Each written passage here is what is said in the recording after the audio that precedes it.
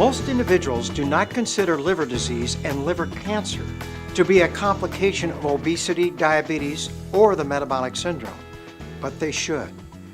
In an article that appeared in the February 15th issue of Family Practice News, Mitchell Zoller presented medical research over the past decade, which is showing that people who have underlying insulin resistance don't just gain fat around their middle, but also begin depositing significant amount of fat in their liver. This is referred to as non-alcoholic liver disease. This collection of fat within the liver can go on to cause more serious liver diseases like cirrhosis, non-alcoholic hepatitis, and actually liver cancer. In fact, Dr. Ronald Obesity is quoted in this article stating that this fatty liver is going to surpass hepatitis C as the leading cause for liver transplant in the next 10 to 20 years. Normally, there is no fat that collects in the liver. However, when you develop the metabolic syndrome, you begin gaining an unusual amount of weight around your middle. Researchers are now beginning to appreciate the fact that you also begin depositing an abnormal amount of fat in your liver. This fat does not allow the liver to function normally.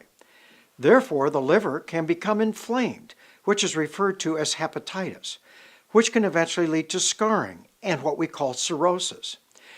About 15% of these patients will develop cirrhosis of the liver, and a significant percentage also develop liver cancer. If the patient goes on to actually become diabetic, these numbers go up dramatically. Beginning to develop an expanding waist size is not just a cosmetic problem. Physicians have been referring to this type of weight gain as killer fat for years.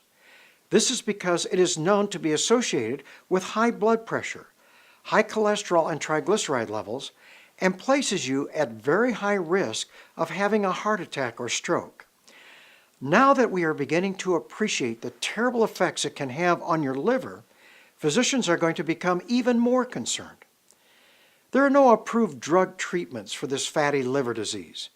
The standard of treatment is intensive lifestyle changes that actually improve insulin sensitivity and allow you to lose this central fat effectively and permanently. In fact, Dr. Kusi recently published a study that showed a 7 to 10% weight loss was associated with approximately a 50% drop in liver fat levels. This obviously improved liver function and decreased the risk of further liver damage.